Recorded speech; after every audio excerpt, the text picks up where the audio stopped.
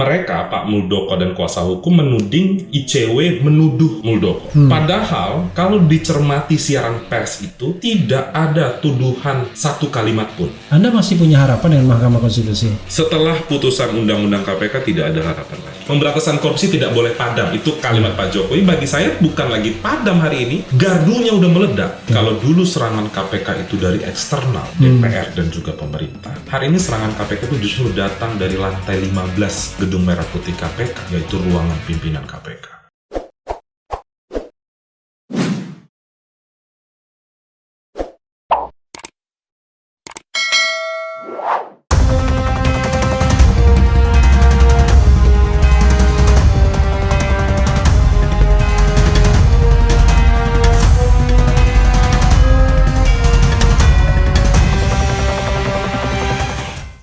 Assalamualaikum warahmatullahi wabarakatuh, Sobat Era sekalian.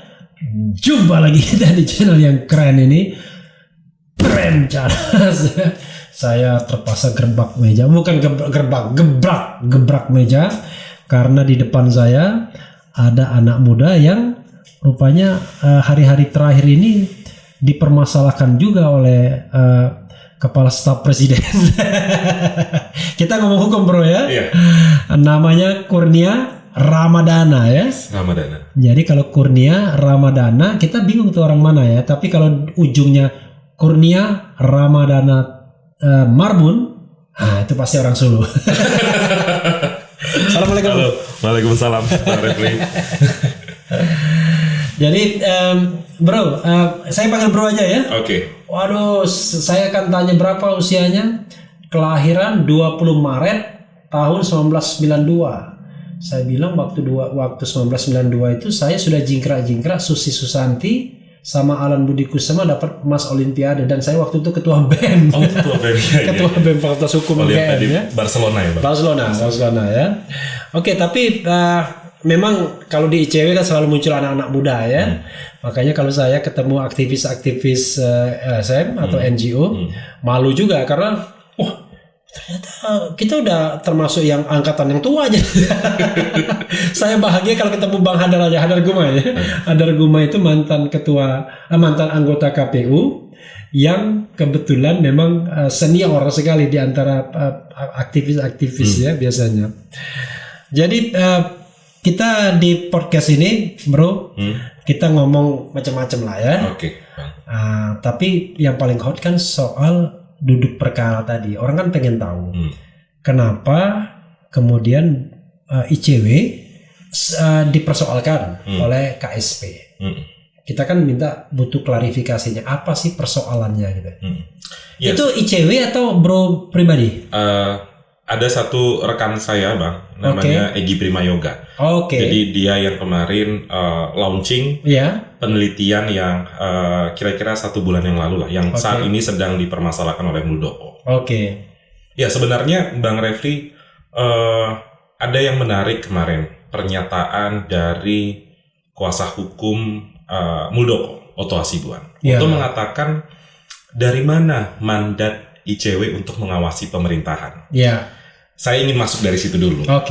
Jadi Bang Refli sudah tahu banyak NGO di Indonesia memang dimandatkan oleh berbagai peraturan perundang-undangan, konvensi internasional mengawasi proses pemerintahan. ICW dalam posisi menjaga agar penyelenggaraan pemerintah berjalan bebas dari praktik KKN. Di tengah kondisi pandemi ada beberapa penelitian sebenarnya yang ICW lakukan. Ini sekaligus sebenarnya untuk membantah ada beberapa pihak yang mengatakan ini alasannya politik dan lain sebagainya. Padahal memang di tengah pandemi pemerintah menggelontorkan anggaran yang luar biasa besar. Maka kami mencoba meneliti di mana ada potensi praktik korupsi, dan fungsi kami adalah mengingatkan pemerintah. Saya masuk pada fungsi watchdog ya. Fungsi watchdog. Saya masuk dalam konteks ivermectin. Kita tahu beberapa beberapa bulan yang lalu sempat isunya naik. Ada beberapa pejabat publik yang diduga mempromosikan ivermectin. Nah, kami mencoba melihat bagaimana relasi peredaran ivermectin ini. Jadi ivermectin itu sobat era sekalian, obat yang dianggap ampuh untuk mengobati COVID ya. Iya. Itu promosinya kan. Promosinya. Ya. Jadi ada beberapa pejabat publik, salah satunya KSP, diduga memiliki konflik kepentingan. Itu hasil penelitian ICW. Ya. Nah, bagaimana menrelasikan itu pertanyaannya Bang Refli? Jadi kami menemukan informasi produsen ivermectin, namanya PT Harsen Laboratories. Salah satu pejabat di sana, namanya Sofia Koswara, itu pernah bertemu dengan Pak Muldoko, bertemu atau berkomunikasi. Saat itu disampaikan di beberapa pemberitaan, Sofia Koswara mengatakan bahwa pernah bertemu atau berkomunikasi? Iya, di situ yang agak abu-abu ya dalam pemberitaan itu. Makanya saya katakan tadi bertemu atau berkomunikasi.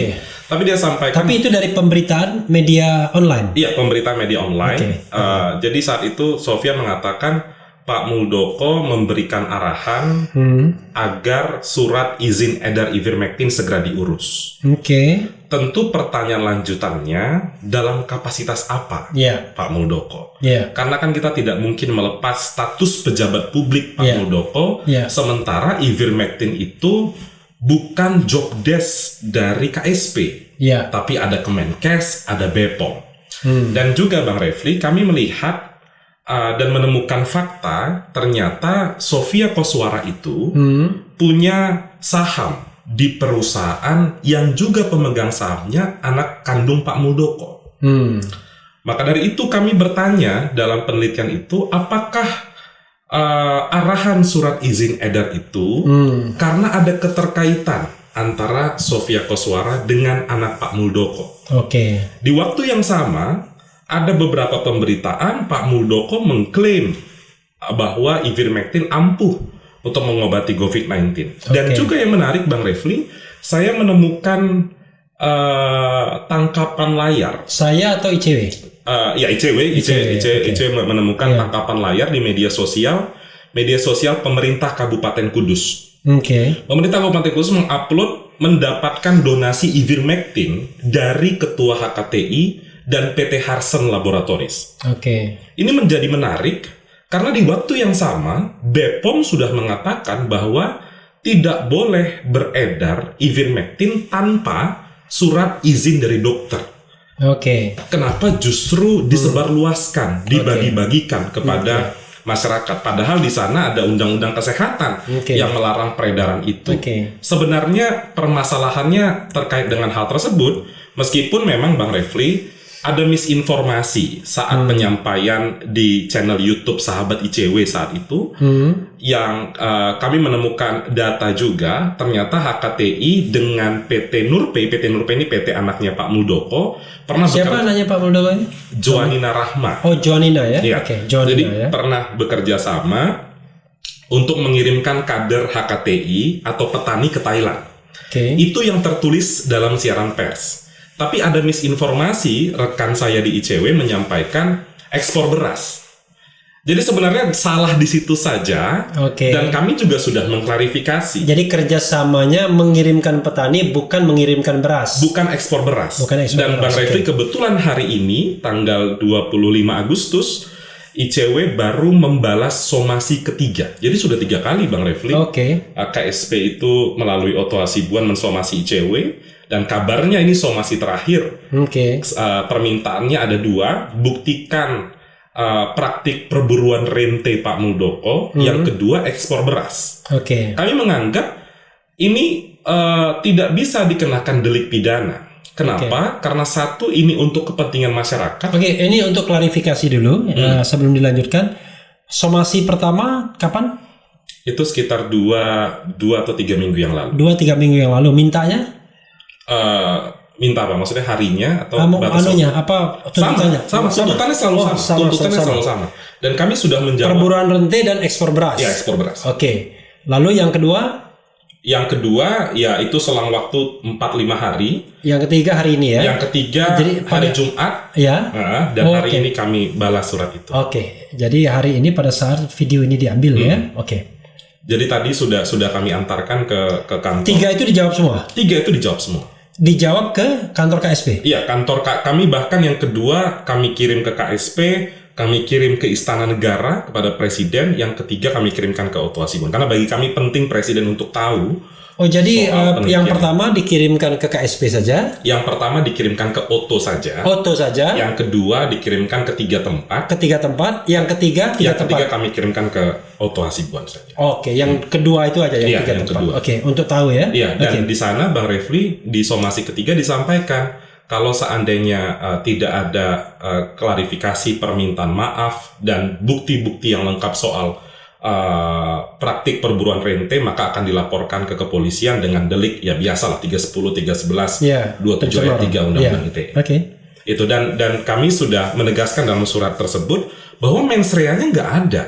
Ini kan misinformasi. Jadi ada sesuatu yang kami sudah ralat itu dan bukan kesengajaan. Jadi ada 2 produk nih Bang Refli. Satu siaran pers yang kami unggah di website, satu live di YouTube. Yang misinformasi itu yang di YouTube. Tapi di dalam siaran pers dan beberapa kali diskusi setelah launching itu, kami tidak pernah mengatakan soal ekspor beras. Jadi kami anggap di situ mens rea tidak ada. Lalu yang kedua, ada surat keputusan bersama antara Menkominfo, kepolisian dan lain sebagainya mengatakan bahwa kalau produknya adalah penelitian, maka tidak bisa dikenakan 27 ayat 3. Karena itu kan pasal yang sangat apa ya, banyak orang mengatakan membungkam demokrasi, apalagi ini kan sebenarnya penelitian yang biasa. Jadi yang untuk Sobat Era juga biar paham, 27 ayat 3 itu soal pencemaran nama baik ya, itu ancaman hukumannya 4 tahun. Dan itu adalah delik aduan memang. Ya, delik aduan. Absolut bahkan. Dan juga kami sudah mengklarifikasi itu, dan beberapa kali kuasa hukum juga Bang Refli sempat mengirimkan surat ke Pak Otto Hasibuan. Jadi siapa kuasa hukum ICW? Ada beberapa orang dari kalangan NGO juga, ada Erwin Atosmal, Isnur YLBHI, LBH Jakarta dan lain sebagainya. Dan juga bagi kami penelitian ini tentu kami pastikan data dan fakta itu ada. Ada yang janggal memang Bang Refli. Mereka Pak Muldoko dan kuasa hukum menuding ICW menuduh Muldoko. Padahal kalau dicermati siaran pers itu tidak ada tuduhan satu kalimat pun. Kami selalu mengatakan dengan indikasi, dugaan.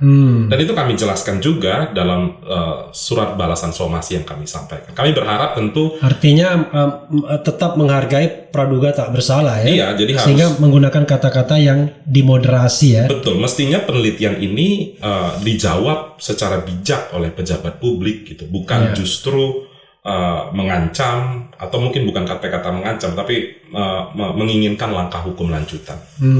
Begitu. Saya sih sudah beberapa kali membuat video ini, tapi kan tidak dalam kapasitas saya mau mengungkapkan pendapat saya, tapi saya ingin bertanya ya. Kalau misalnya ini deadlock ya kan, artinya sudah dijawab, beliau tetap mengadukan kepada polisi, itu ya tentu ICW akan terus gitu ya. Iya, kami sudah sampaikan dalam somasi itu bahwa melaporkan ke kepolisian adalah hak setiap warga negara. Iya. Pasti kami akan siap menghadapi langkah hukum tersebut. Karena kita tahu bahwa Perkap yang baru setelah adanya Kapolri yang baru ini kan, kalau ada pengaduan-pengaduan seperti itu diupayakan restoratif justice dulu kan, mempertemukan kedua belah pihak, mungkin bernegosiasi, tidak main lanjut-lanjut begitu aja kan. Gitu. Karena kalau soal permintaan maaf untuk ekspor beras, kami sudah sampaikan itu dalam surat balasan hari ini. Tapi kalau permintaan maaf soal perburuan rente, karena itu adalah hasil penelitian, tentu kami tidak bisa untuk meminta maaf soal itu. Ya, karena bagi kami itu untuk kepentingan masyarakat. Karena memang mestinya dijawab dengan data perbandingan. Betul. Ya? Memang kalau saya sih sudah punya pendapat. Pendapat saya itu yang mengatakan ya memang pejabat publik itu, saya pendapat ya tidak boleh mengadukan masyarakat, karena kalau dia mengadukan masyarakat yang bingung kan penegak hukumnya, karena penegak hukumnya kan harus equality before the law, tapi yang dihadapi bos. Tapi lah itu soal lain ya. Walaupun saya kadang-kadang menggelitik ya, lumayan juga ya pakai Otto Hasibuan. Iya, jadi gitu. bagi kami tentu ini bukan kali pertama juga Bang Refli, sebelumnya juga sudah beberapa kali dilaporkan, tapi kami selalu memastikan untuk apa yang ICW keluarkan berupa penelitian didasarkan atas bukti-bukti yang kami peroleh. Maksudnya saya kan juga mengatakan kepada katakanlah Muldoko ya di dalam video saya, wah kalau memakai lawyer yang profesional yang mahal kan sayang duitnya. Tapi kalau misalnya dibilang wah enggak dong nggak bayar, nggak boleh kalau nggak bayar, karena kan pejabat publik itu gratifikasi kalau nggak bayar. Kalau diskon nggak boleh juga. Karena gratifikasi juga. Dan Bang Refli satu lagi Bang Refli makanya harus bayar full. Kalau bayar full kan sayang uangnya. Iya, yang jadi menarik juga Bang Refli, sedikit lagi saya tambahkan, PT Harsen itu sudah meminta maaf secara terbuka melalui salah satu media nasional bahwa peredaran itu tidak benar untuk dilakukan. Tadi saya sudah sampaikan di pemerintah Kabupaten Kudus itu dari Ketua HKTI dan PT Harsen. Pertanyaannya, apakah Ketua HKTI sudah meminta maaf karena mengedarkan ivermectin? Sependek pengetahuan saya belum pernah baca berita permintaan maaf itu. Oke, dan itu larangan itu dari BPOM ya? BPOM. Itu clear di dalam website BPOM, siaran pers, banyak sekali pemberitaan-pemberitaan. Bahwa ivermectin itu harus dengan resep dokter. Dan sedang diuji klinis. Tapi tidak boleh dikasih begitu saja. Betul, seharusnya sebagai pejabat publik dia paham bahwa itu sedang diuji klinis. Ya nanti kita tunggulah ya bagaimana perkembangan selanjutnya. Kalau saya sih berharap ya kalau memang itu hasil penelitian ya dijawab juga dengan katakanlah sebuah kontra narasi ya atau kontra argumentasi. Oke lah, mudah-mudahan Bang Otto bisa mendengarkan ini ya, atau Pak Muldoko bisa mendengarkan ini sehingga ada kontra narasi atau kontra argumentasi sebagai pelengkap ya. Nah, jadi sama-sama dimuat kan hak jawab juga dong kan, bisa dimuat di YouTube-nya Sahabat ICW kan mestinya. Oke lah ya, jadi instead of ribut-ribut kan. Kita melangkah yang lain melangkah ke yang lain ya. Jadi Bro Kurnia ini di ICW bergabung tahun 2016. Januari 2016. Setelah selesai dari Fakultas Hukum Universitas Sumatera Utara. Jadi 2015 selesai. Angkatan 2010. Oh berarti normal ya, aktivis juga ya. Kalau UGM itu ditanya berapa tahun selesainya? 5 tahun. Nggak akan diterima jadi aktivis. Minimal 7 tahun. Minimal 7 tahun. Kalau sekarang 5 tahun itu is oke lah ya. Udah lama itu. Karena rata-rata 4 tahun orang kan. Jadi langsung kerja di ICW. Dikerja di ICW. Sebagai apa awalnya? Dulu saya bergabung di divisi penggalangan dana publik, Bang. Oh, penggalangan dana publik. Jadi dari tahun 2016 sampai 2019 Maret. Saya di divisi itu, kemudian rotasi. Siapa ketuanya? Kepala divisinya? Dulu itu sempat ada Sally Martini, setelah itu Mas Eson. Mas Eson sempat, dan sekarang di hukum sempat kemarin Mas Tama Langkun. Sekarang Lola Esther. Oh, Lola Esther itu sekarang kepala divisi hukum? Iya, kepala divisi hukum. Kita pernah undang juga Lola Esther. Jadi itu Mas Tama masih di sana? Enggak, Mas Tama sekarang sudah di LPSK. Oh, di LPSK? Di LPSK. Sebagai? Tenaga ahli. Oh, tenaga ahli. Kemudian siapa lagi tadi yang disebut? Mas Eson sekarang di visi integritas. Oh, itu bagian dari ICW yang pisah? Iya, pisah. Jadi mereka fokus untuk pelatihan dan lain sebagainya. Yang jelas saya pernah juga diminta. Visi integritas itu awalnya sepertinya fundraisingnya ICW ya, untuk pelatihan awalnya ya. Enggak Bang, jadi fundraisingnya ada sendiri divisi pengelolaan publik. Ini di luar dari ICW. Meskipun isinya memang orang-orang ICW. Oh, jadi sama sekali nggak ada kaitannya sama ICW visi integritas. Dananya nggak ada terkait. Jadi apa yang mereka dapatkan itu tidak masuk ke kas ICW. Karena mereka memang mengadakan pelatihan termasuk pelatihan komisaris gitu macam. Intinya pelatihan soal integritas lah ya. Good corporate governance. Good corporate governance ya. Jadi sekarang di divisi hukum. Divisi hukum. Sejak 2019. Jadi 2 tahun lah. Apa yang lagi hot selain soal kasus ini yang terpaksa terlibat ya dalam kasus ini. Iya, pasti terlibat. Karena diserahkan divisi hukum ya. Iya, divisi hukum. Yang lain apa yang advokasi yang sedang dilakukan? Iya, pasti soal ini Bang ya, tes wawasan kebangsaan ya. Oke. Itu yang juga sedang diadvokasi, dan ada beberapa produk penelitian yang ICW lakukan, salah satunya tren vonis. Jadi ICW itu tiap tahun menghitung rata-rata vonis koruptor itu setiap tahun berapa banyak sih, berapa lama gitu. Sekarang? Di tahun 2020 tuh 3 tahun 1 bulan penjara. 3 tahun 1 bulan. Dari Pengadilan Tipikor Aceh sampai Papua. Berapa kasus? Total ada 1.298 terdakwa. Innalillahi wa inna ilaihi. Jadi yang dihitung itu yang inkra atau tingkat pertama? Tingkat pertama, tingkat banding, MA dan PK. Oh, jadi dikumulasi aja? Ya, dikumulasi, coba semua dilihat, ternyata 3 tahun 1 bulan penjara. Oke, jadi misalnya kalau dia di tingkat pertama kenanya 3 tahun, di MA kenanya 1 tahun, yang dihitung 1 tahunnya? Kita rata-ratakan Bang. Oh, dirata-ratakan. Jadi kita jumlah semua. I see. Pokoknya bukan soal inkra dan tidak inkra, tapi putusan yang dijatuhkan. Di tahun 2020. Iya, dijatuhkan. Oke, dari 1000-an itu, kira-kira 3 tahun 1 bulan penjara. 1 bulan. Total kerugian negara 56 triliun. Oke. Uang pengganti hanya 18 triliun. Oke, jadi berarti 3 tahun 1 bulan itu lebih rendah dibandingkan hukuman Habib Rizik. Habib Rizik 4 tahun soalnya kan? Iya, betul. Oke, jadi ngomong tentang kesehatan itu lebih berbahaya dibandingkan korupsi, ya kan? Iya, betul.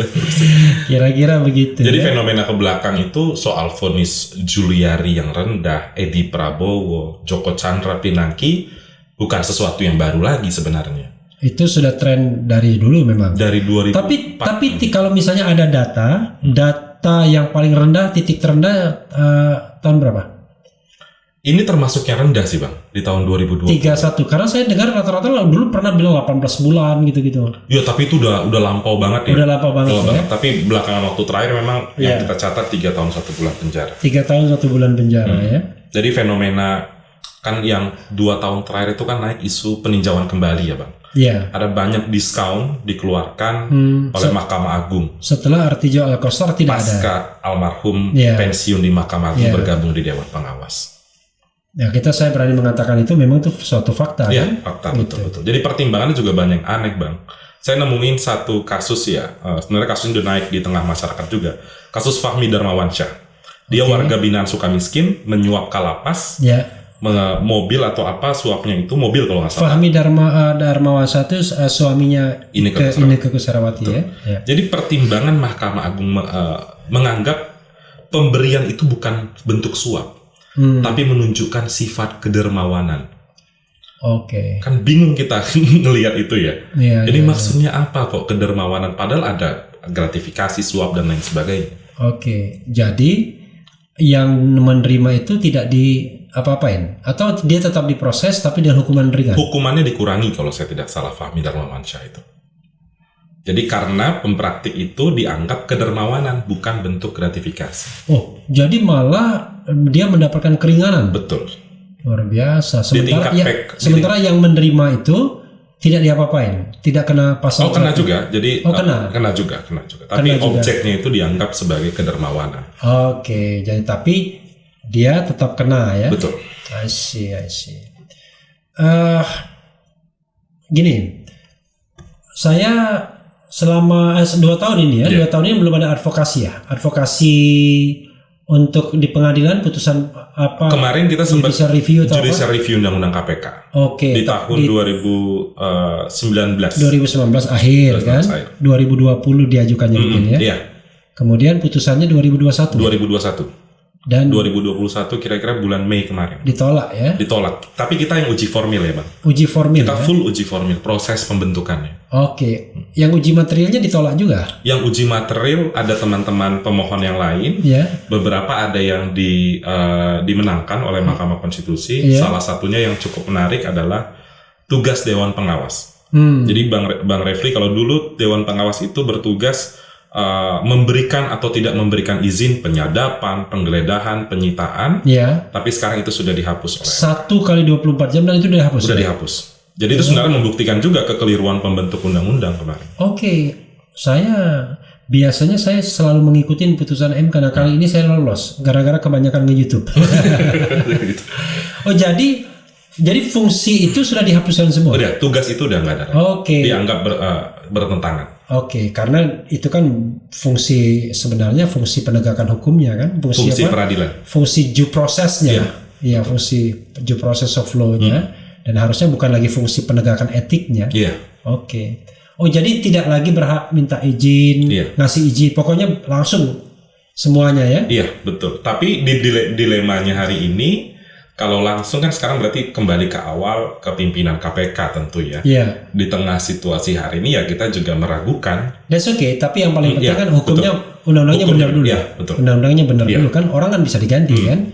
Artinya tidak ada lagi kewenangan untuk meminta izin penyadapan, izin penangkapan, ya kan?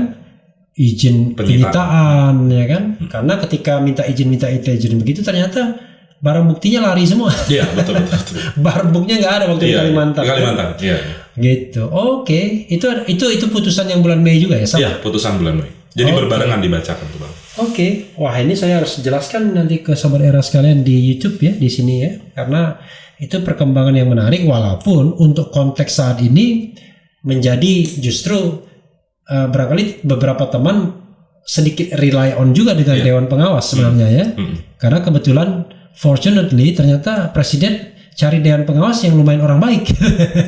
Iya, meskipun terakhir kan dipilih itu ini ya Pak Indrianto Seno Aji yang juga sempat menjadi pansel. Sorry, saya maksud saya sebelum yang awal 5 awal ya.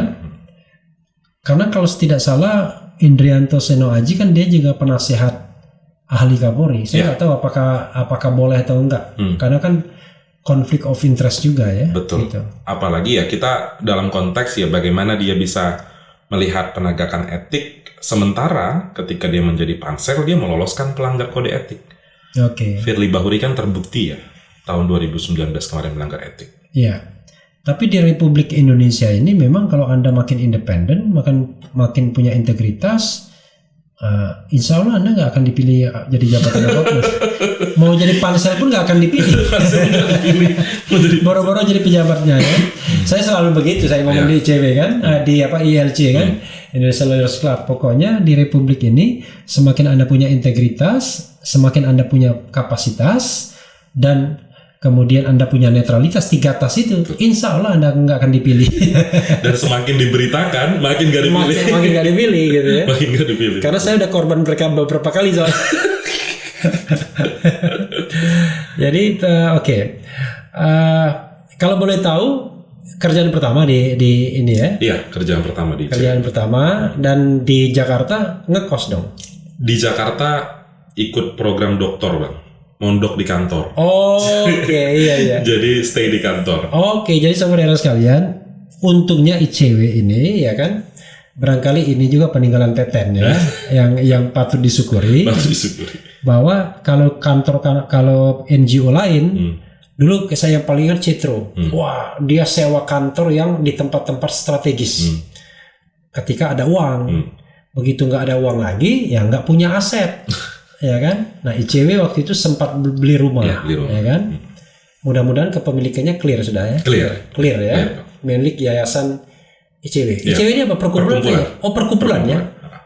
Oke, perkumpulan berarti bohirnya banyak dong. Bohir.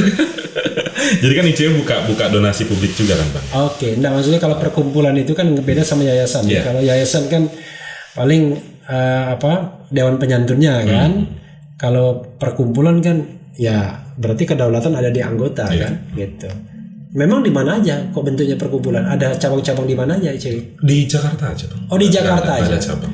Di Jakarta saja tapi modelnya perkumpulan. Betul. Ini menarik ya karena biasanya kalau ke Kemendagri kalau perkumpulan ditanya itu di mana aja cabangnya dan lain sebagainya. Tapi itu soal lain lah ya. Oke. Kalau boleh tahu, anak-anak ICW itu digaji melalui apa? Ya, jadi kita kan Anda kan tetap butuh hidup kan? Ya, Nggak mungkin voluntarily 100% kan? Iya. Jadi modelnya model biasa NGO Bang ya, donor. Dan nanti kita digaji setiap bulan gitu loh. Dan kan orang banyak mempermasalahkan ya dana ICW dari mana. Banyak, apalagi beberapa isu ke belakang, advokasi ke belakang itu buzzer luar biasa banyak gitu. Buzzer RP ya. Di media sosial. Kan tapi memang ICW selalu menjaga akuntabilitas dan transparansi dengan mengaudit setiap tahun dan mengupload laporan keuangan di website ICW. Jadi siapapun sebenarnya bisa mengakses berapa tahun ini anggarannya dan lain sebagainya. Kalau saya boleh tahu tahun 2020 yang sudah selesai kan? Sudah ya? Udah. Itu audited sudah ya? Udah. Sebenarnya udah dipublish. Kalau 2020 itu dana yang didapat ICW berapa semuanya kira-kira? Saya harus lihat datanya dulu Bang. Nggak hafal. Around berapa nggak tahu? Saya nggak hafal. Nggak tahu ya, oke. Tapi teman-teman bisa akses sih di website ICW. Ya. Kalau digaji berapa bisa rata-rata anak ICW yang baru kerja seperti Kurnia? Di atas UMR sih Bang. UMR tuh berapa sekarang? 4 juta berapa gitu? UMR sekarang 4,2 kalau 4,2 juta. 4,2 juta. Jadi di atas itu lah. Di atas UMR ya. Tapi di atas UMR tapi tidak di atas langit. Makan tiap siang masih di warteg, masih di warung Padang gitu. Iya. Jadi saya bisa membayangkan sih, ya bisa membayangkan karena memang ini tugas seperti ini ya sobat daerah sekalian, high risk ya, low return. Harus begitu. Jadi resikonya tinggi tapi returnnya nggak banyak ya, kembalinya nggak banyak gitu ya. Jadi memang ada beberapa jenis pekerjaan yang memang lebih membutuhkan idealisme ya. Jadi untuk waktu tertentu itu sangat mungkin, makanya biasanya kerja begini anak-anak muda yang paling kuat ya kan. Usia apalagi tahun 92 sekarang berarti 29. Tapi 29 cukup critical time juga itu. Iya. Belum berkeluarga? Belum. 29 tahun, saya berkeluarga modal nekat kan 26 tahun. Ya menjelang 27 lah. Bang Refli berarti mulai kerja umur? 25. Karena saya tamat kuliahnya 25 tahun. Oh, 25. Anak sekarang kan tamat kuliah 22 tahun. Iya, betul. Anak saya kelahiran tahun 98. Tamat kuliahnya Juli tahun 2019. Jadi ya kira-kira 21 tahun, 21 tahun setengah sudah S1. Iya, memang beda lah anak sekarang dengan kita kan. Dulu lama-lama ya Bang. Lama-lama, saya 25 tahun baru lulus gitu. Biasanya kan kalau yang begini kan tidak lepas dari orang ingin punya meningkatkan karir, sekolah misalnya. Jadi ada rencana ke depan apa Kurnia nanti? Pengen sekolah sih Bang. Sekolah ya? Pengen sekolah. Pengen coba sekolah S2 lagi di luar gitu. Oh iya, memang harus begitu. Iya. Cuma waktu saya ingat tuh anak Febri Diansa gitu kan, Donald Faris ketika dia mau kuliah ke luar negeri katanya paling berat itu adalah menurunkan skor TOEFL. Iya betul. Bukan meningkatkan. Jadi menurunkan skor TOEFL susah dia karena skor TOEFL mereka 1000. Iya 1000. Jadi mau menurunkan 550 itu beratnya di tangan kan. Karena harus mendiskon 450 itu berat. Iya betul. Menurunkan TOEFL. Iya. Yang sudah sekolah siapa aja ya di ICW itu? Yang sudah sekolah Mas Adnan kan. Adnan Topan Husodo. Ya, dia dari Adnan Topan Husodo itu di mana kuliahnya ya? Australia. Oh, Australia di mana? S2-nya saya lupa Bang ya di kampus mana tapi di Australia. Oke. Pulang itu dia tahun 2015.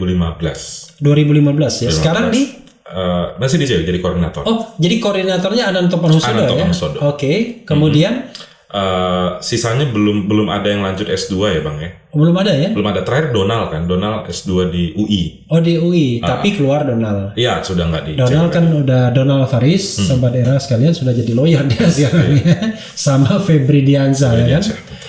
Kalau Danang Widoyoga? Mas Danang Sekjen TI sekarang. Oke. Transparansi internasional. Iya dia kerjanya IPK itu ya. Iya. Indeks persepsi korupsi itu atau CPI Corruption Perception Index ya. Yang anjlok terus dari 40 ke 37 ya sekarang ini. Dari 85 menjadi 102 peringkatnya. Sekarang 102 dari berapa negara? 160 180 gitu. Oke. Oke, jadi sekarang berapa orang di ICW sekarang? Jumlah semuanya? Total itu sekitar 25 atau 24 gitu Bang, di bawah 30 orang. Oke. Jadi kita ada beberapa divisi kan di ICW. Oke, yang dokter banyak? Yang dokter aku aja Bang. Dokter mondok di kantor ya? Mondok di kantor. Jadi mondok di kantor ya di daerah Kalibata masih. Kalibata ya. Jadi kalau kita mau bergerak ke soal pemerintahan ya. Oke. Tapi saya belum tanya soal pribadi. Ini nikah nggak dipikirin nggak? Ya Bang.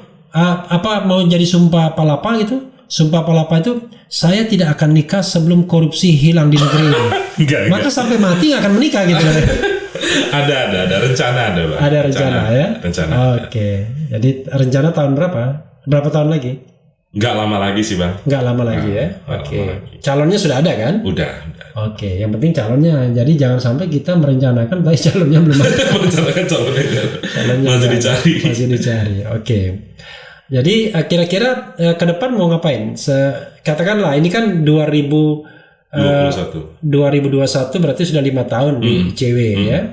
Itu biasanya kan orang 5 tahun itu sebuah pertanyaan. Mau terus di institusi itu atau kita harus lompat ke tempat lain? Untuk lompat belum terfikir sih Bang. Sampai sekarang yang baru terfikir lanjut studi sih. Oh, lanjut studi ya. Lanjut studi itu yang jadi. Lanjut studi dengan bendera ICW tentunya ya. Iya. I see. Oke, itu make sense ya. Make sense. Oke. Nah, saya ingin ngomong soal pemerintahan ya. Harus ngomong sama anak muda pastinya ya kan. Kalau sama orang tua ini kan sudah kadang-kadang sudah involutif ya kan. Nah, cara berpikirnya sudah ketinggalan. Jujur ya. Kalau kita kaitkan yang satu pertanyaan yang langsung menohok begini, percaya nggak sama Presiden Jokowi dalam hal pemberantasan korupsi? Pilihan jawabannya cuma percaya dan tidak percaya. Nggak percaya. Nah, karena tidak percaya, maka saya mau tanya alasannya. 1 apa, 2 apa, 3 apa, sebanyak-banyaknya. Oke. Iya. 1. Pertama, saya pribadi tidak melihat ada keseriusan untuk membangun politik hukum pemberantasan korupsi yang clear. Kita tahu bersama gelombang pelemahan terhadap pemberantasan korupsi rasanya silih berganti beberapa tahun ke belakang, Bang Refli. Terakhir di tahun 2019 serangan mematikannya akhirnya datang. Tatkala 2 hal, Bang Refli. Yang pertama, pemilihan pimpinan KPK yang penuh dengan permasalahan. Yang kedua, di bulan September akhirnya Undang-Undang 30 tahun 2002 atau Undang-Undang KPK berhasil direvisi. Dan bukti konkret kekhawatiran publik selama ini tadi sempat kita bahas. Indeks persepsi korupsinya anjlok. Kondisi KPK sudah kian anjlok dari 40 ke 37. Kondisi KPK semakin mengkhawatirkan. Publik tidak lagi percaya kepada KPK, tentu didasarkan atas beberapa survei di tahun 2020. Yang kami catat setidaknya ada 7-8 lembaga survei yang mengonfirmasi degradasi kepercayaan masyarakat kepada KPK yang sebenarnya sesuatu yang baru. Belum pernah kita lihat belakangan waktu terakhir. Karena dulu biasanya kalau institusi yang dipercaya KPK biasanya paling atas. Iya. Sekarang sudah mulai turun. Dan juga banyak produk legislasi kan sebenarnya selama ini perdebatannya pemerintah kan tidak bisa intervensi proses hukum. Benar, saya sepakat 100% dengan itu. Tapi pemerintah punya kewenangan untuk menyokong agenda pemberantasan korupsi dengan menghasilkan. Kalau saya punya biasanya sobat daerah nggak suka kalau saya motong, tapi motong sedikit boleh ya. Kalau saya sudah punya pendapat yang tidak boleh diintervensi itu kalau penegakan hukumnya lurus. Tapi kalau penegakan hukumnya bengkok wajib diintervensi. Oke, silakan terus. Jadi saya melihat pemerintah itu tidak punya kemauan untuk menyokong agenda pemberantasan korupsi dengan menghasilkan legislasi-legislasi yang bagus. Ada banyak tunggakan kita, Bang Refli, rancangan undang-undang perampasan aset, rancangan undang-undang pembatasan transaksi uang kartal, lalu ada revisi undang-undang tipikor. 3 isu ini selalu digaungkan oleh masyarakat, tapi yang dikerjakan justru menggembosi KPK dengan revisi Undang-Undang KPK. Prosesnya kilat, tidak partisipatif, jangankan masyarakat, KPK sebagai user undang-undang itu saja tidak pernah dilibatkan. Dan itu kami sering katakan terjadi praktik otoritarianisme legislasi. Oke. Lebih-lebih terhadap pemberantasan korupsi. Jadi saya selalu mengatakan kalau Pak Jokowi itu di tahun 2020 kalau nggak salah itu pidato di Hari Anti Korupsi Dunia. Pokoknya menginginkan agar pemberantasan korupsi selalu menyala. Hari korupsi itu tanggal 9 Desember. 9 Desember ya. Bagi saya bukan lagi pemberantasan korupsi tidak boleh padam. Itu kalimat Pak Jokowi. Bagi saya bukan lagi padam hari ini. Gardunya udah meledak. Gardunya udah meledak. Jadi sulit untuk diselamatkan lagi agenda pemberantasan. Jadi gardunya udah meledak berarti pusat kendalinya ya. Pusat kendalinya sudah ya justru pusat kendali itu yang mengakibatkan situasi hari ini. Tapi kan di pusat kendali kan paling tidak kan ada pembisik yang berjasa dalam mendirikan ICW. Iya kita. Selamat malam Mas Teten, selamat siang, selamat sore. Ya kita tidak melihat hal itu terjadi sayangnya ya Bang. Ada banyak lah saya rasa tidak hanya Kang Teten, ada cukup banyak aktivis yang berada di lingkar dalam istana. Tapi mengingatkan, saya tidak tahu apakah sudah diingatkan tapi tidak mau dilakukan atau tidak pernah mengingatkan. Itu yang jadi perdebatan selama ini. Karena kalau sudah diangkat jadi komisaris kan enak soalnya.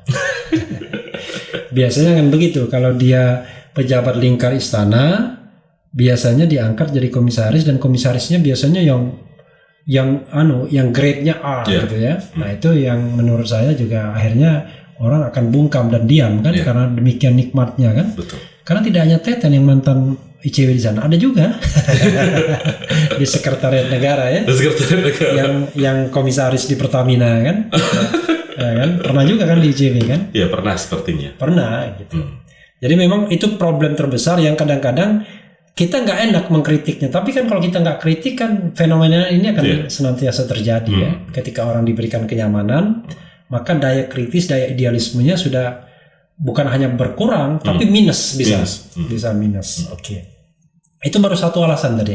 Walaupun saya tahu Anda bilang satu alasannya pertama tapi ada yang kedua apa? Iya, yang kedua itu jelas sekali. Saya ingat betul janji politik Pak Joko Widodo sebelum menjadi presiden. Tertuang lengkap, komprehensif dalam Nawacita. Poin 4 Nawacita itu mengatakan akan mendukung upaya penegakan hukum terlebih pemberantasan korupsi. Diulangi kembali janji politik itu di tahun 2019. Tapi faktanya hari ini ya justru bertolak belakang dengan hal itu. Ada kesempatan sebenarnya Bang Refli di tahun 2019 Presiden untuk mengeluarkan Perpu Undang-Undang KPK. Kurang banyak apa tokoh masyarakat yang datang ke istana saat itu, bahkan yang salah satu yang datang kala itu adalah Menko Polhukam hari ini, Pak Mahfud MD.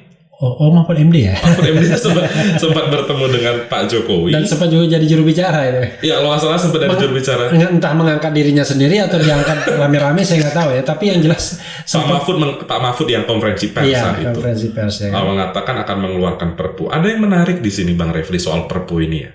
Jadi di Undang-Undang KPK baru itu kan Presiden tidak memilih untuk tanda tangan undang-undang itu. Logika sederhananya, kalau dia tidak memilih tanda tangan, ada poin-poin yang dia tidak sepakat.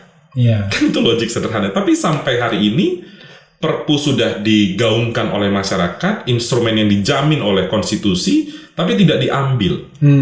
Jadi kami berkesimpulan ya memang substansi inilah yang diinginkan oleh Pak Jokowi. Jadi tapi ini secara formal ini RUU inisiatif ya. Saya pernah mendapatkan informasi bahkan dari anggota DPR sendiri yang mengatakan bahwa sama sekali nggak dibahas ini. Nggak ada pembahasan katanya. Sama sekali nggak ada pembahasan. Dan di forum paripurna Bang Refli itu kan tidak quorum ya. 560 anggota DPR, tapi berdasarkan perhitungan beberapa jurnalis yang disebarluaskan videonya itu hanya 120 sampai 130 orang. Dan waktu itu belum pandemi, jadi kan alasannya nggak ada kan? Iya, jadi harusnya itu kan pelanggaran formil yang jelas, tapi sayangnya Mahkamah Konstitusi tidak membenarkan itu sebagai pelanggaran formil. Oke, saya menyelah sedikit ya sebelum poin ketiga. Anda masih punya harapan dengan Mahkamah Konstitusi? Setelah putusan Undang-Undang KPK tidak ada harapan lagi. Karena Mahkamah Konstitusi, kalau saya catat ya, dia nolak menghapuskan presidensial threshold. Padahal sudah jelas itu kan sumber kriminalisasi demokrasi kriminal lah, demokrasi duit ya kan, untuk jual beli perahu. Dia juga menjadikan KPK sebagai objek angket ya kan, gitu. Dia juga mempertahankan hakim-hakim yang kira-kira sebenarnya ya katakanlah bahkan memberikan perpanjangan masa jabatan 15 tahun. Dan seperti ini untuk DPR-nya ya. Seperti halnya makin mengkonfirmasikan kalau Anda menjadi good boy, maka Anda akan mendapatkan kompensasi kan begitu. Gitu. Oke, berarti tapi tetap saja kita harus mengajukan judicial review ke Mahkamah Konstitusi kan? Nggak mungkin kan kepada Mahkamah Rakyat kan? Iya. Karena itu jalur satu-satunya kan. Artinya betapapun kita tidak percaya ya, tetap saja jalur konstitusionalnya ke sana. Oke, apa lagi? Iya, di tahun 2019 itu saya ingat Presiden juga sempat memberikan gerasi kepada pelaku korupsi. Anas Makmun. Oke, bupati yang katanya sakit ya? Gubernur Bang. Anas Makmun itu gubernur ya. Oh, gubernur di daerah Riau. Sumatera ya? Riau. Iya. Memberikan gerasi, tentu ini kan hal yang baru juga. Iya. Kalau mendukung upaya pemberantasan korupsi, selayaknya tidak diberikan. Kalau alasannya sudah uzur, ada ribuan orang yang uzur sama seperti itu tidak pernah diberikan gerasi. Jadi dari sana kita bisa melihat dan beberapa undang-undang sepertinya Presiden hanya menitik beratkan pada ekonomi dan investasi. Padahal beberapa penelitian sudah mengatakan problem investasi hari ini adalah kepastian hukum. Salah satunya soal pemberantasan korupsi. Loh kok pemberantasan korupsinya yang diberangus gitu. Pokoknya intinya adalah kalau negara itu baik, maka investor yang datang investor baik. Kalau negara itu tidak baik, korupsinya di mana-mana, maka investor yang datang ya investor yang tidak baik juga. Iya, betul. Gitu. Lalu apa lagi? Dan hari ini sebenarnya sedang ditunggu sikap dari Presiden, terutama dalam isu tes wawasan kebangsaan. TWK. Komnas HAM sudah mengatakan TWK melanggar HAM.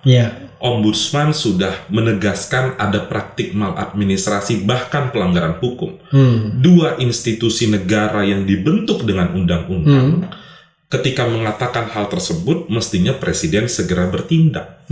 Bertindak untuk apa? Dua hal. Yang pertama, sudah pasti melantik teman-teman yang dianggap tidak punya wawasan kebangsaan. 75 itu ya semuanya. 75. Yang kedua, yang paling penting adalah menegur orang-orang yang dipilih dia menjadi komisioner KPK. Suka tidak suka, berdasarkan administrasi hari ini, KPK di bawah eksekutif. Ya, paling tidak dari sisi birokrasi pemerintahannya, karena dia ASN jadinya ya kan. Betul, di sana yang kita tunggu peran Presiden beberapa waktu ke belakang. Tapi begini, apakah ini tidak dilematis ya bagi teman-teman yang 75 itu, ketika mereka bekerja dengan pimpinan yang tidak pro mereka?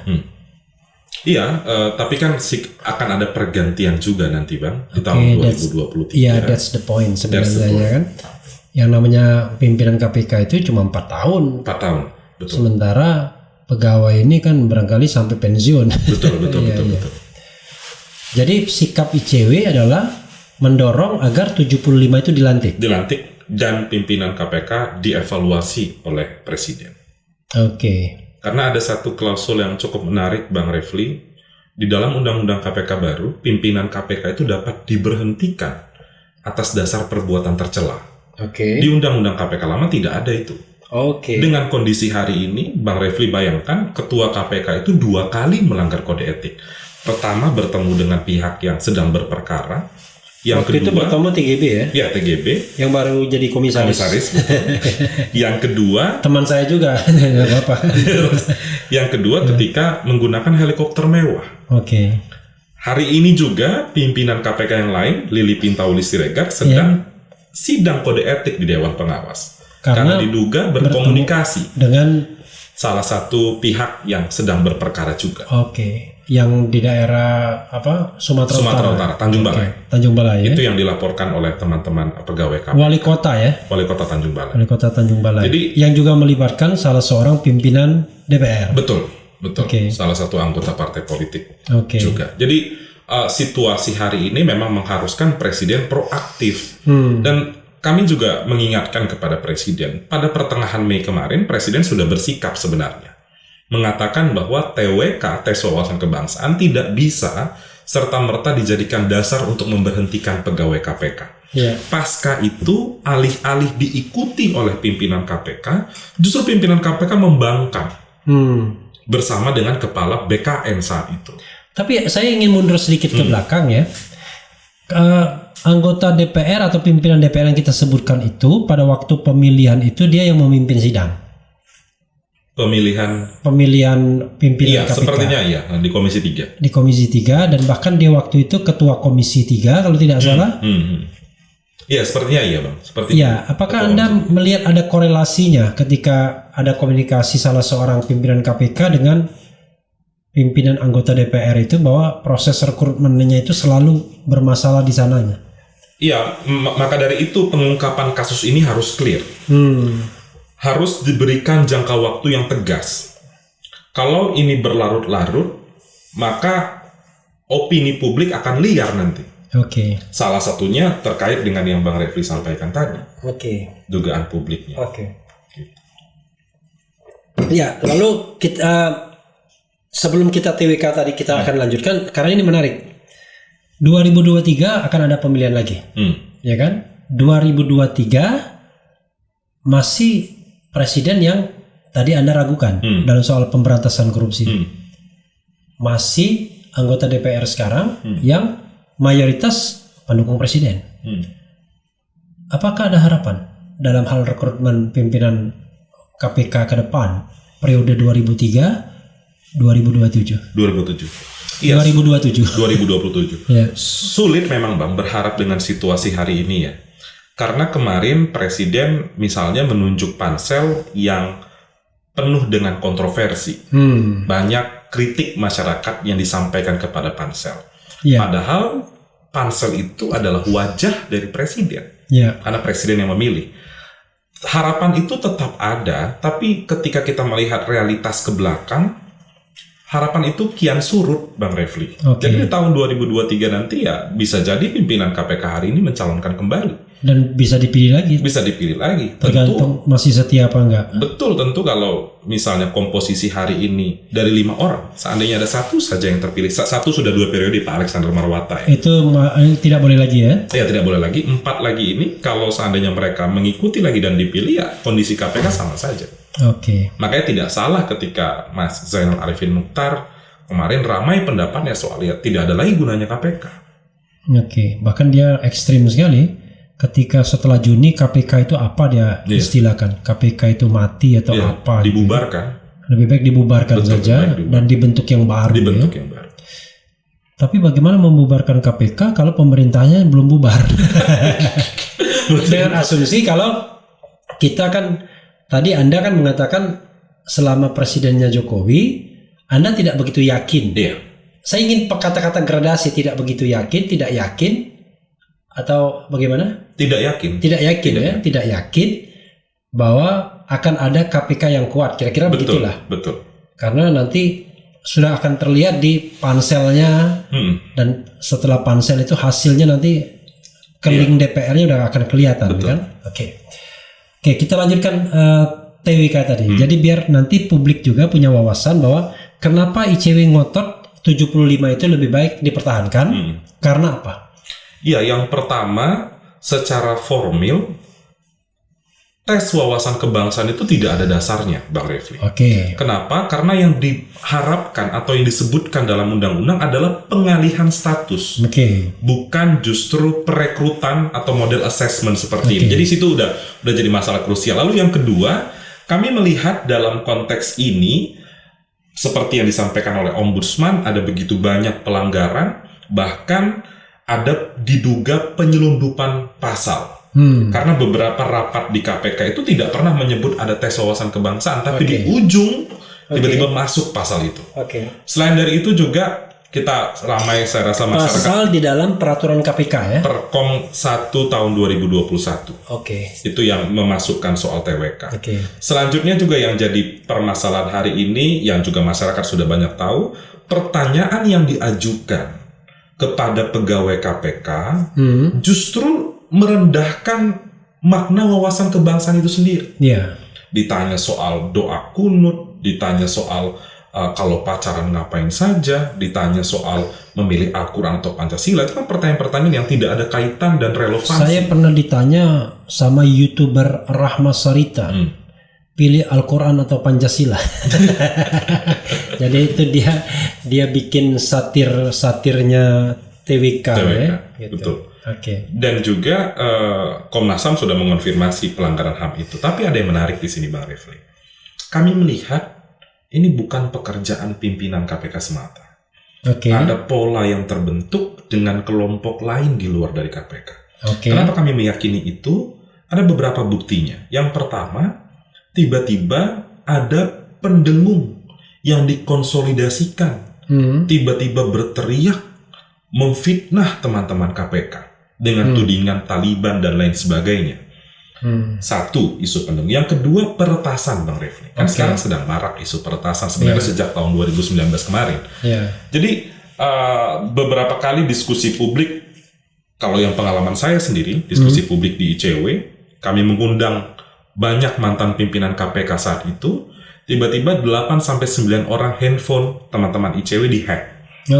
WhatsApp tidak bisa diakses, Telegram dimasuki, email juga seperti itu. Bahkan teman saya, akun ojek online-nya itu diretas juga.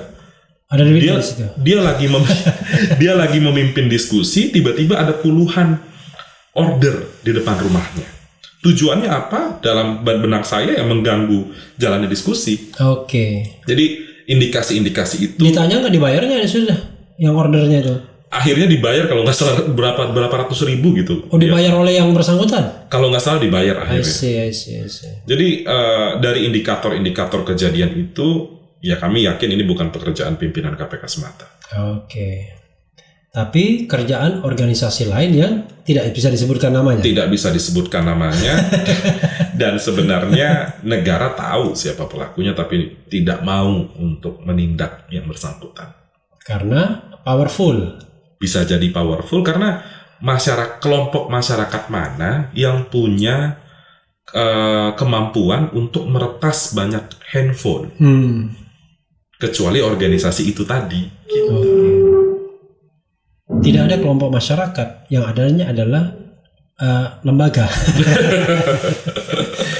Oke lah, ya kalau dilanjutkan nanti kacau nih barangnya kan. Memang di negara yang ngeri-ngeri sedap dengan demokrasinya ini, kita kadang-kadang tidak bisa ngomong apa adanya kan. Jadi memang harus prihatin lah. Betul. Ya. Selain soal korupsi, Anda punya concern lain nggak? Iya, saya juga. Atau jangan-jangan makan korupsi, tidur korupsi, enggak ya?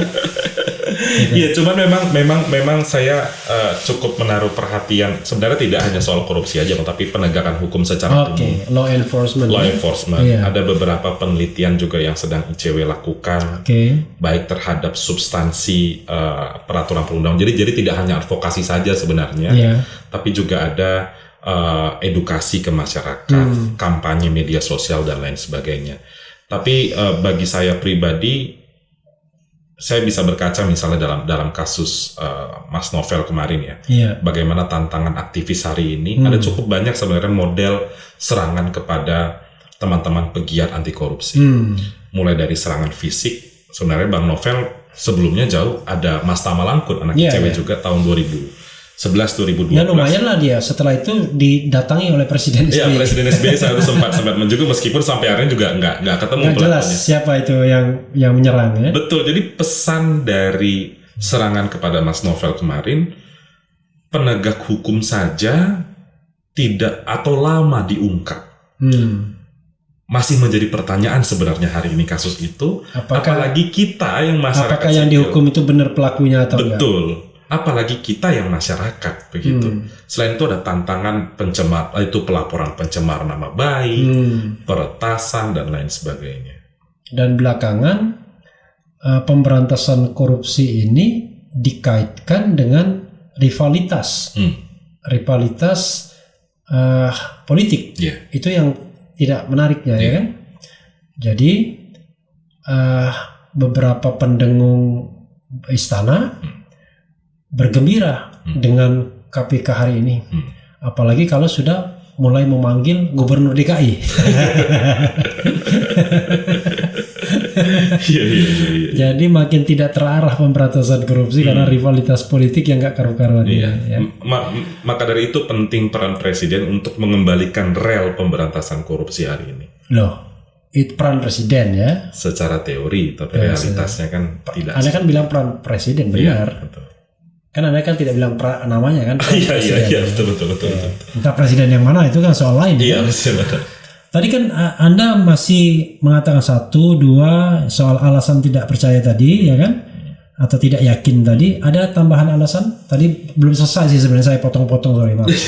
Iya, misalnya juga hari ini ada terlihat fenomena pemerintah itu pemerintah itu sering menggunakan jargon-jargon pemberantasan korupsi, Bang Refli. Kebijakan pemerintah tidak mungkin memperlemah KPK, tidak mungkin tidak mendukung pemberantasan korupsi, tapi fakta hari ini bertolak belakang. Tegak lurus sama konstitusi. Tegak lurus saja, itu template biasanya yang digunakan. Saya ambil contoh. Terutama oleh Fajrul Rahman tuh, tegak lurus. Tegak. Jadi ada satu menarik juga kasus Jaksa Pinangki, Sirna Malasari kemarin. ICW bahkan mengirimkan surat kepada Presiden, terbuka itu banyak di pemberitaan. Kami mendesak Jaksa Agung dicopot. Karena ada problem serius dalam penanganan perkara itu. Tapi sampai hari ini tidak dilakukan oleh Presiden. Dan juga banyak kasus-kasus yang sebenarnya ini sekedar untuk untuk Sobat Era, Pinangki itu di pengadilan tingkat pertama 10 tahun. Kemudian dibanding didiskon 6 tahun jadi tinggal 4 tahun. Tapi JPU tidak banding. Jadi posisinya sim-sim ya, sama ya dengan Habib Rizik, sama-sama 4 tahun. Sama itu seperti Juliari hari ini, Bang.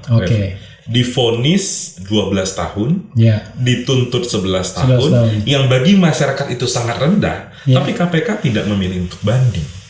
Karena karena alasan itu sudah di atas tuntutan, tapi kan dulu KPK itu diharapkan sebagai representasi korban, representasi masyarakat. Tentu 11 tahun itu tidak cukup untuk menghukum seorang pejabat publik yang menggunakan dana bansos untuk korupsi. Gitu.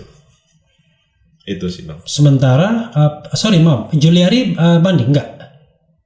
Sepertinya tidak. Sepertinya tidak. Tapi KPK sudah jelas tidak banding mereka. Tidak banding. Edi Prabowo juga seperti itu. Dituntut 5 tahun, divonis 5 tahun yang nggak akan mungkin, padahal pasalnya bisa seumur hidup. Iya.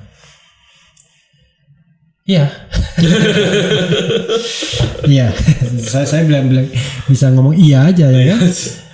Jadi ini soal psikologi ya. Jadi psikologi itu terkait dengan identifikasi. Jadi kalau penegak hukum itu mengidentifikasi dirinya sebagai apa?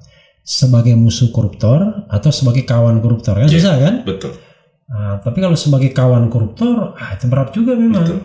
Dia tidak merasa bahwa kalau dia menghukum besar itu dia seperti menghukum dirinya sendiri kan, kacau juga jadinya. Dan kasus-kasus yang menjadi atensi masyarakat, Bang Refli, 2 kasus besar misalnya, kasus suap ekspor benih lobster, kasus bansos. Secara kan Pak Mahfud itu sering mengatakan, mana KPK itu terbukti diperlemah, toh KPK tetap bisa meringkus 2 menteri. Iya, secara jabatan memang mentereng yang ditangkap menteri. Tapi kalau diruntut kisah-kisah selanjutnya, bobrok sekali kualitas penanganan perkara KPK. Dalam kasus bansos misalnya, ada beberapa nama politisi yang sepertinya sengaja dihilangkan dalam surat dakwaan. Padahal perannya signifikan. Setidaknya kalau kita katakan tidak terlibat, dia punya pengetahuan soal kasus ini. Jadi Anda melihat bahwa kasus bansosnya dilokalisir. Hanya terbatas pada Juliari Batubara. Ada banyak modusnya dilakukan oleh KPK. Jadi Juliari Batubara dikorbankan, udah. Iya, jadi hanya terbatas pada Juliari. Saya tidak melihat ada niat dari KPK untuk memperlebar kasus ini yang sebenarnya sudah terang benderang. Oke. Kalau benih lobster sama juga? Kalau benih lobster kita bisa lihat kualitas tuntutan KPK misalnya. Oke. Ada potensi tindak pidana pencucian uang yang harus ditelusuri oleh KPK. Sependek pengetahuan saya itu belum dilakukan. Parahnya Bang Refli, penyidik-penyidik yang menangani kasus bansos, yang menangani kasus suap ekspor benih lobster diberhentikan melalui tes wawasan kebangsaan. Iya, di antara 75 itu. Ada Mas Novel Baswedan, ada Yudi Purnomo Harahap. Jadi bagi saya, pimpinan KPK tidak senang kasus ini diungkap oleh KPK. Karena ada rumor, tapi saya nggak tahu ya, Allahualam. Rumornya mengatakan bahwa pimpinan KPK sendiri ya kebobolan. Karena kebobolan. Yang bergerak itu adalah orang-orang yang memang quote unquote yang selama ini bagi masyarakat pegiat anti korupsi favorit mereka ini kan. Betul. Tapi kalau bagi pimpinan mereka ini jadi duri dalam lembaga KPK yang baru ini kan? Iya, betul. Jadi kalau dulu serangan KPK itu dari eksternal, DPR dan juga pemerintah, hari ini serangan KPK itu justru datang dari lantai 15 Gedung Merah Putih KPK, yaitu ruangan pimpinan KPK. Oh, lantai 15 ya? Lantai 15. Itu yang saya tidak tahu. Lantai 15. Oke, kita bicara apa ya? Saya agak udah bingung mau ngomong mengenai soal apa biasanya kalau kita bilang roadmap, ya kan? Jadi udahlah, anggap aja saya suruh presentasi roadmap pemberantasan korupsi. Anda mau ngambil 5 tahun ke depan, atau 2 tahun ke depan, 1 tahun ke depan, silakan. Yang jelas kasih roadmap yang optimis, masuk akal dan ya tentu applicable dalam kondisi yang kita hadapi hari ini atau mungkin dalam perubahan cuaca politik. Silakan. Ya memang harus ada kerjasama yang baik antara pemerintah dan juga DPR. Ini kan praktik idealnya. Roadmap versi saya itu kerjasama yang baik, menghasilkan legislasi yang baik, menunjuk pimpinan penegak hukum, Kapolri, Jaksa Agung, KPK, orang-orang yang penuh dengan integritas, pengalaman, kompetensi, dan lain sebagainya. Dan juga yang juga penting adalah bagaimana Presiden bisa mendudukkan posisinya sebagai kepala negara dan kepala pemerintahan. Dia punya kuasa lebih. Bukan petugas partai gitu ya? Bukan petugas partai untuk memanggil Kapolri kalau ada persoalan serius dalam pemberantasan korupsi, memanggil Jaksa Agung, mencopot Jaksa Agung kalau memang terbukti tidak perform. Jadi jangan hanya pertimbangan kader partai politik untuk tetap dipertahankan karena khawatir diganggu oleh partai politik pengusung orang tersebut. Jadi dan bagi saya Bang Refli, kondisi pemberantasan korupsi khususnya di KPK akan semakin suram ke depan kalau hal-hal ini tidak dilakukan. Kita bisa melihat dari awal proses penyelidikan penuntutan. Saya ambil contoh KPK bermasalah, banyak celah di sana. Vonis pengadilannya ringan, berpindah ke lapas apalagi. Saya ambil contoh kasus terbaru Joko Chandra, dapat remisi 2 bulan. Padahal kalau menggunakan logika hukumnya diatur dalam PP 28 2006, itu 2 syarat koruptor untuk mendapatkan remisi. Yang pertama menjalani 1/3 masa hukuman, itu bisa dihitung dan mungkin bisa jadi dia sudah menjalani 1/3. Yang kedua berkelakuan baik. Dari mana ceritanya orang yang kabur ke luar negeri 11 tahun dianggap memenuhi berkelakuan baik? Ini sifatnya kumulatif, dua-duanya harus dipenuhi. Jadi kondisi sistem peradilan pidana kita masih banyak persoalan yang harus jangan-jangan lapasnya bilang kan kabur itu kan bukan urusan kami, yang urusan kami pas dia di lapas dia berkelakuan baik. Memberikan kedermawanan kan? Betul. Memberikan kedermawanan kan misalnya. Betul. Dan juga selain sistem peradilan pidana yang baik mesti didukung oleh tindakan pemerintah yang membuat kepercayaan masyarakat tumbuh, sehingga masyarakat bisa partisipatif, bisa berperan aktif, bukan justru diancam dengan berbagai delik-delik pencemaran nama baik seperti itu. Nah sekarang saya tanya ya, kan apa yang Anda katakan itu kan ideal sekali ya, dan barangkali susah juga tercapai. Mengharapkan peran dari DPR ya kan, peran dari stakeholders untuk bersama-sama dan lain sebagainya. Kalau saya sempitkan, dari semua pilihan itu satu saja, Anda hanya punya satu skenario, satu aja skenarionya itu, dan skenario itu terkait dengan mencopot orang atau mengganti orang, ya kan? Kalau misalnya pilihannya itu, atau mengganti undang-undang atau membuat undang-undang. Nah, Anda mau masuk kemana? Kalau cuma pilihannya cuma satu untuk ini? Antara regulasi atau orang? Enggak. Saya hanya menunjukkan bahwa ini kan Anda kan bicara mengenai menyelesaikan pemberantasan korupsi ini dalam berbagai aspek kan, ada regulasinya, ada peran DPR-nya, ada kepala negaranya, ada ini macam-macam lah. Yang itu ideal. Tapi sekarang saya bilang kondisinya tidak ideal. Anda hanya diperbolehkan melakukan satu tindakan. Apa tindakannya? Tindakannya adalah mengembalikan undang-undang KPK seperti sedia kala. Oke. Ya, cuma ketika dikembalikan ke undang-undang KPK sedia kala, Anda kan pasti tidak selesai masalahnya. Ya, betul. Karena masalahnya banyak banget. Kalau mesti dipilih satu itu. Oke. Itu the point. Ya, nggak apa-apa. Jadi saya membayangkan, kembalikan undang-undang yang lama, berarti kan pimpinannya masih sekarang, ya kan? Masalah lagi. Presidennya masih sekarang, DPR-nya masih sekarang. It's okay, nggak apa-apa. Tapi kita tahu bahwa arahnya adalah yang merusak ini salah satunya adalah undang-undang ini, ya. Oke.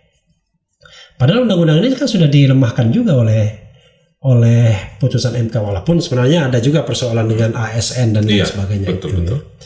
Oke, last word apa?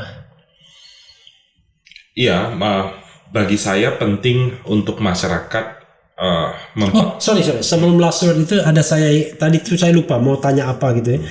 Jadi walaupun saya ini cuma melihat layar hitam aja. Jadi kalau nyari data itu biasanya baru saya buka itu.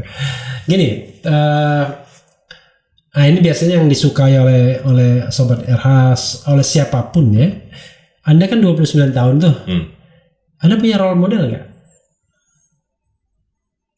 Punya role model ada sih Bang. Dalam bidang apapun terserah aja. Ada. Bahkan dalam bidang seni, dalam bidang apa semuanya. Siapa? Saya itu mengidolakan Bung Hatta sih. Oh, Bung Hatta ya? Oke. Itu ya hujan air mata dari pelosok negeri, tahu lagi itu? Nggak tahu. Allah umur mungkin. Itu yang tahu umur berapa tuh kayak itu? Itu Anda tahu Bung Hatta meninggal tahun berapa? Bung Hatta meninggal tahun saya lupa Bang. Nah, dia meninggal tahun 80. Dia lahir 1902. Jadi Bung Karno 1901. Mudah-mudahan saya nggak salah ya. Iya, 01 betul. 01 Bung Karno, 02 Bung Hatta. Jadi Bung Hatta itu tahun 80. Makanya Iwan Fals menulis tadi, Tuhan begitu cepat semua kau panggil satu-satunya yang tersisa proklamator tercinta. Jujur, lugu dan bijaksana, mengerti apa yang terlintas dalam jiwa rakyat Indonesia. Itulah ya. Hujan air mata dari pelosok negeri saat melepas engkau pergi. Itu nanti coba lihat Bung Hatta ya judulnya itu ya. Kenapa menyukai Bung Hatta? Ada dua ya Bang ya. Pertama, sebenarnya saat itu proklamator baik Bung Karno dan Bung Hatta bisa dewasa berpolitik. Meskipun ada perdebatan yang sangat sengit, tapi secara hubungan antar sosial mereka tetap baik. Yang kedua, sudah pasti teladan anti korupsi yang ditunjukkan oleh Bung Hatta. Ada banyak contoh yang bisa dirujuk. Kan kita sekarang itu kekurangan minus keteladanan hari ini. itu permasalahan utama generasi milenial hari ini, Bang.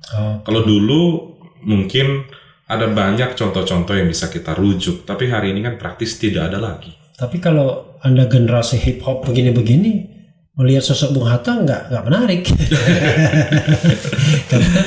karena waktu menjadi proklamator kan kita tahu siapa yang berapi-api, siapa yang gagah dan lain sebagainya. Betul.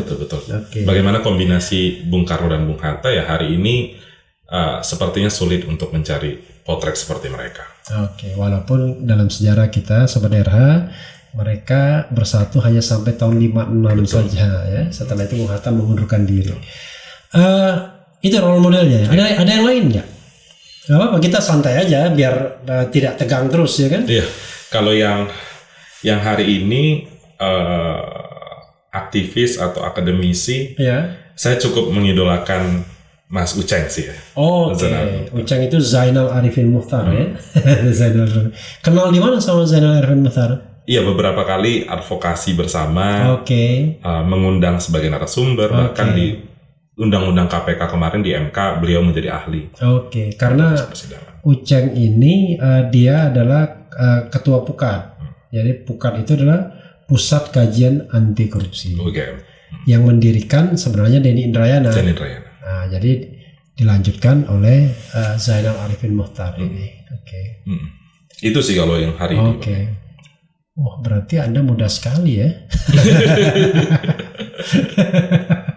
Jadi ketika saya sebutkan nama-nama itu Zainal Arifin Muchtar itu meneruskan Denny Indrayana. Padahal Denny saja masih adik angkatan saya. Jadi kadang-kadang saya merasa saya ini masih muda loh meyakinkan diri. Tapi begitu berhadapan dengan orang, coba lihat ini, life begins at 50. Dan ini 2020. Jadi Anda tahu berapa? Allahu Akbar kan? Baru nge-YouTube usia 50 tahun. Tapi ya udahlah. Makanya saya bilang life begins at 50 ya kan. Ada lagi bidang lain? Masa Anda serius semua sukanya? Gitu? Kalau yang agak nyantai itu stand up comedy juga saya suka sih Bang. Siapa misalnya? Stand up comedy misalnya ada. Tapi jangan jauh-jauh ya, jangan gini nanti nggak kedengaran lagi. Stand up comedy ada Babe Cabita. Babe Cabita yang keriting itu ya? Yang keriting. Nah, kan? Untung saya ikut tahu kan siapa lagi? Dari Medan juga kan itu? Iya, dari Medan juga. Kampusnya juga, universitasnya sama. Sama, USU ya? Iya, dia di FISIP, saya di Hukum. Dia FISIP ya. Kalau di Palembang itu ada juga USU, Universitas Seberang Ulu. Di Palembang ya. Itu sih Bang kalau stand up comedy ya. Terus kalau paling musik sih Bang. Musik apa? Siapa? Patternnya apa? Patternnya? Saya kebetulan suka lagu-lagu lama. Apa? Roxette. Roxette. Itu yang luar, yang dalam? Yang dalam itu lagu-lagu lama, Mercies. Karena di rumah dengar itu ya orang-orang tua. Allahu Akbar. Untuk saya aja Mercies itu juga tua. Jadi Mercies itu tahun 60-an 70-an jangan ya. Rasanya 60-an sudah ada, 70-an lah minimal, 70-an awal itu The Mercies ya. Jadi Mercies itu Charles Sutagalung kan? Rinto Harahap gitu. Allahu Akbar. Jadi saya pernah ketemu orang yang melanjutkan Mercies tuh di Fadlizon. Nanti kapan-kapan namanya siapa gitu. Dia nyanyi lagu-lagu The Mercies itu. Luar biasa ya. Gitu. Lagu The Mercies siapa? Apa yang tahu? Ada beberapa sih Bang ya. Misalnya? Kisah Seorang Pramuria. Gimana? Jangan disuruh nyanyi Bang. Sama aja saya juga bisa. Ada yang santai. Bunga mawar yang idaman hati. Itu ada ya. Lagu The Mercies juga itu kan. Ada Renal Panggabean juga di sana. Iya, rata-rata orang Batak sih Bang. Iya, Renal Panggabean itu mantan suaminya Camelia Malik. Dulu dia bikin musik dangdut, setelah itu Tarantula namanya. Oke. Itu udah di luar radar itu. Di luar radar itu tahun 70-an 80-an ya. Jadi dia jadi The Mercies itu ya itu ada itu juga, ada Rinto Harahap, ada tadi ya. ada Erwin siapa gitu. Nah, itu. Ya pokoknya itulah. Kalau mau yang begitu-begitu nanti saya kenalkan orang yang memang kolektor musik apa-apa itu ya. Oke. Ya, last word apa? Last word. Iya, kalau soal hari ini pertama tadi. Jangan last word. Kan Anda kan masih pemuda kan, ya kan? Sekalian saya tanya, belum nikah lagi. Ada prototipe nggak perempuan yang disukai? Kalau artis atau apa gitu. Saya nggak pernah nanya yang beginian, tapi saya mau iseng-iseng aja. Gitu. Ada. Apa? Ada nama ya artis ya? Ya perempuan. Ya. Tentunya perempuan yang diketahui publik lah. Yang diketahui publik, aku tuh suka Maudy Ayunda. Oh luar biasa ya. Keren sekali. Tapi Anda susah menggapai dia karena satu lulusan Oxford dan sekarang di sekolahnya Bill Clinton. Ya, apa Bill Clinton? Harvard. Bukan Harvard dia.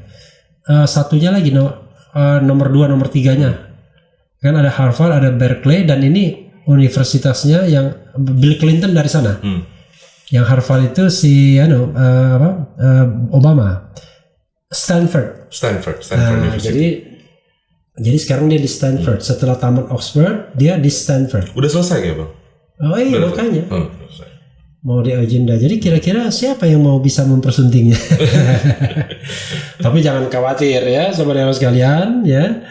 Kadang-kadang akademik itu belum tentu juga menentukan kecerdasan orang, karena orang itu ada kecerdasan sosial, ada kecerdasan intelektual, ya, ada kecerdasan akademik ya. Anda cerdas secara sosial, secara intelektual ya kan, secara akademik ya nanti ketika sekolah nanti ya. Tapi secara sosial dan intelektual Anda kan sudah berkiprah dalam usia yang masih sangat muda ya, 20-an. Saya selalu mengatakan muda karena saya udah 50-an. Allahu Akbar, rasanya baru aja saya 20-an, enggak lewat rasanya. Berarti long time ago saya kalau menjelang 30 itu berarti tahun 2000. Ya kan? 2000 saya waktu itu wartawan di media Indonesia saya. Oh. Ya, pernah jadi wartawan. Allahu Akbar, nggak terasa waktu ya. Oke, last word. Iya, last word tadi kalau saya lihat tadi perbincangan topik-topik kita tadi, saat ini masyarakat sedang dihadapkan dengan situasi yang sangat mengkhawatirkan. Pemberantasan korupsi semakin suram. Padahal pemberantasan korupsi adalah mandat langsung dari reformasi. Saya ingat betul tahun 2019 bulan September ada gerakan yang cukup masif di seluruh Indonesia, demonstrasi besar-besaran soal reformasi di korupsi. Iya. Dan rasanya tagar itu masih relevan hari ini. Dan PR kita bersama adalah mengkonsolidasikan masyarakat untuk selalu waspada terhadap kebijakan-kebijakan negara. Itu mungkin. Oke, good ya. Saya kasih last word pada Anda itu omongan teman saya Saldi Isra yang sekarang hakim konstitusi ya. Yaitu dulu katanya orang korupsi itu di bawah meja, ya kan? Tapi perkembangan selanjutnya korupsi itu di atas meja. Nah, yang mutakhir adalah dengan meja-mejanya dikorupsi. Dengan meja-mejanya dikorupsi. Oke, saudara sekalian, cia.